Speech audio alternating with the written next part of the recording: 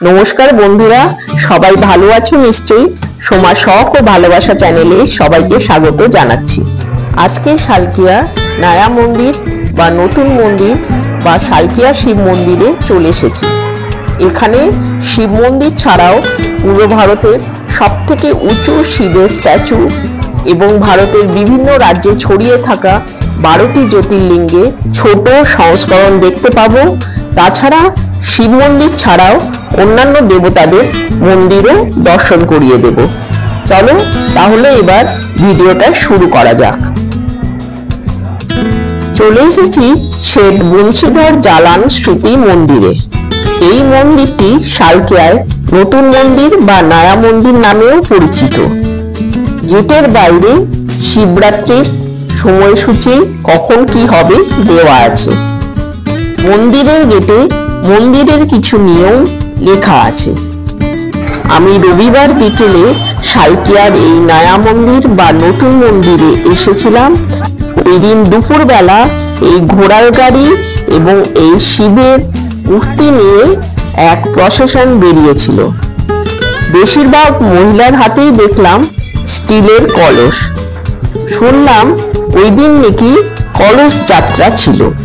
এই মহিলারা সবাই গঙ্গা থেকে ওই কলসে জল নিয়ে এই প্রসেশনের সঙ্গে ঘুরেছিল।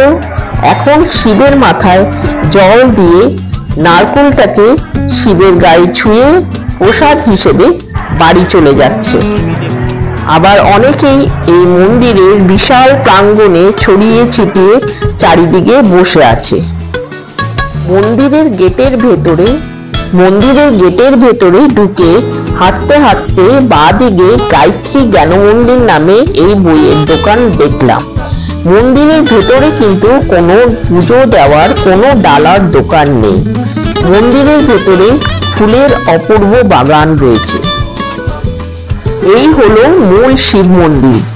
মাঝখানের এই চূড়াটার নিচে শিব মন্দির এবং বাকি দুই দিকে অন্যান্য মন্দিরও রয়েছে।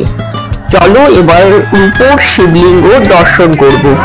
এখন সন্ধ্যা আরতি হবে এবং সন্ধ্যা আরতির সময় বাইরে থেকে কোনো ভক্তদের ভেতরে প্রবেশ করতে দিচ্ছে না।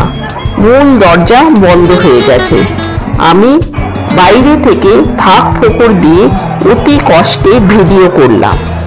মূল পুরোহিত সন্ধ্যা আরতি করছেন। চলো আমরা ভিডিওর মাধ্যমে যেটুকু পারি দেখে নিই। শিবলিঙ্গটি পুরো রূপো দিয়ে বাঁধানো। দরজার বাইরে ভক্তরা অপেক্ষা করছে সন্ধ্যা আরতির পর ভক্তেরা বাবাকে দর্শন করবে বলে। শিব মন্দিরের চারদিকে 4টি মন্দির আছে। সেখানে পার্বতী, গণেশ, লক্ষ্মীনারায়ণ, হনুমানজি এবং বৈষ্ণোদেবী ভগবানের মূর্তি দেখতে পেলাম। এবার গঙ্গার পাড়ে 51 ফুটের এই বিশাল 5 মাথার শিবের স্ট্যাচু দেখতে পেলাম। এই নয়া মন্দির বা নতুন মন্দিরটি 1953 সালে উদ্বোধন করেন তৎকালীন মুখ্যমন্ত্রী শ্রী বিধানচন্দ্র রায়। আর 2015 সালে 13ই ডিসেম্বর তৎকালীন রাষ্ট্রপতি শ্রী প্রণব মুখোপাধ্যায় এই মন্দিরে এই 51 ফুটের পঞ্চমুখী শিব মন্দির স্থাপন করেন। এই ফলকে প্রণব মুখার্জির নাম, ডেট, প্রতিমার উচ্চতা লেখা আছে। মন্দির থেকে অতি সুস্বাদু প্যারা প্রসাদ পেলাম।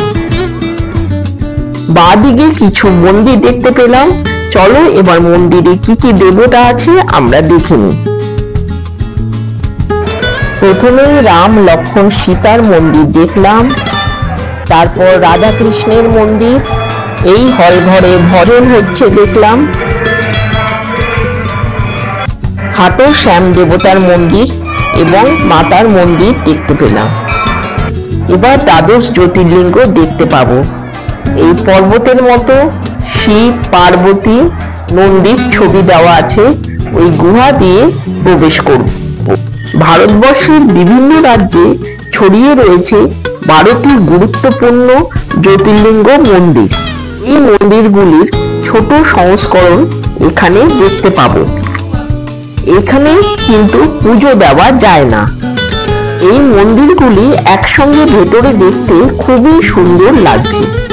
রয়েছে সোমনাথ মন্দির, গুজরাটের সৌরাষ্ট্রে সমুদ্র তটে অবস্থিত সোমনাথ মন্দির এবং দেবতা। মধ্যপ্রদেশের উজ্জয়িনীতে মহাকালেশ্বর শিবলিঙ্গ। কিন্তু সবকিছুই হিন্দিতে লেখা, বাংলা বা ইংরেজিতে লেখা নেই। আমি হিন্দি পড়তে পারি, তাই অসুবিধে হয়নি। এবার দেখলাম অন্ধ্রপ্রদেশের কৃষ্ণা নদীর তীরে অবস্থিত মল্লিকার্জুন মন্দির এবং শিবলিঙ্গ। এবার উত্তরাখণ্ডের হিমালয়ে অবস্থিত জ্যোতির্লিঙ্গ কেদারনাথ। আমি বাঁ দিক থেকে মন্দিরগুলো দেখা শুরু করেছিলাম। এবার মহারাষ্ট্রের নাসিক শহরের নিকট ব্রহ্মগিরি পর্বতের উপর গোদাবরী নদীর উৎপত্তি স্থলে ত্র্যম্বকেশ্বর মন্দির ও শিবলিঙ্গ। এবার ঝাড়খণ্ডের দেওঘরে বৈদ্যনাথ মন্দির ও শিবলিঙ্গ। তামিলনাড়ু রামেশ্বরমে ভগবান রামেশ্বরমের মন্দির ও শিবলিঙ্গ। গুজরাটের সৌরাষ্ট্রে গোমতী নদীর তীরে দারুক বনে নাগেশ্বর মন্দির এবং শিবলিঙ্গ। মহারাষ্ট্রের ভীমা নদীর তীরে ভীমশঙ্কর জ্যোতির্লিঙ্গ।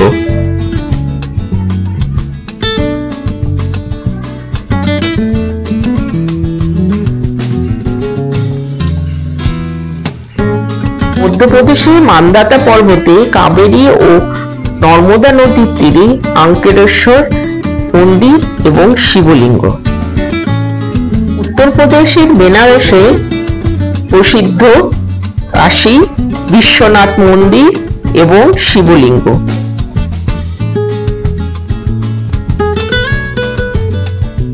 মধ্যপ্রদেশের ঔরঙ্গাবাদের নিকট ঘুষ্মেশ্বর জ্যোতির্লিঙ্গ।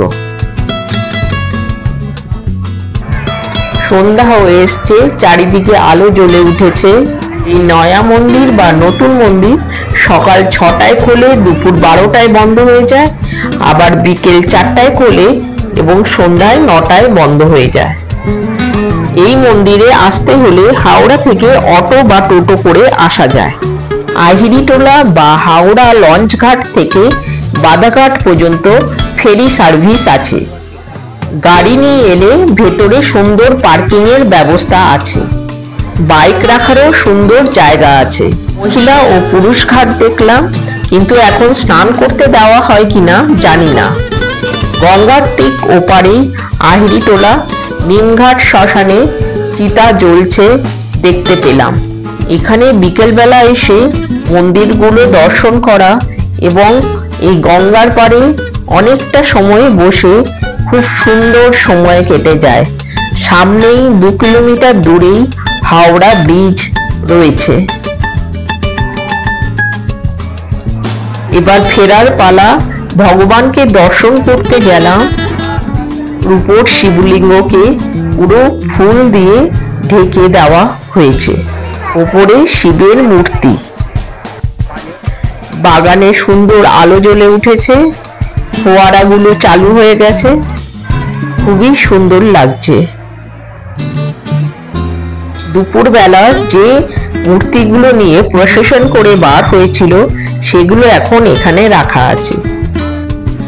তাহলে বন্ধুরা, আজকে এই পর্যন্তই। এবার বাড়ির পথে রওনা দিলাম। হাওড়া শালকিয়া নতুন শিব মন্দির বা শিবের সবথেকে উঁচু মূর্তি তোমাদের ভিডিওর মাধ্যমে দেখালাম। ভিডিওটা যদি ভালো লাগে লাইক কমেন্ট করে দিও। নতুন যারা দেখছো চ্যানেলটা সাবস্ক্রাইব করে দিও। বন্ধুদেরকে ভিডিওটা শেয়ার করে দিও। সবাই ভালো থেকো, সুস্থ থেকো, আনন্দে থেকো। আবার দেখা হবে নতুন একটা ভিডিওতে।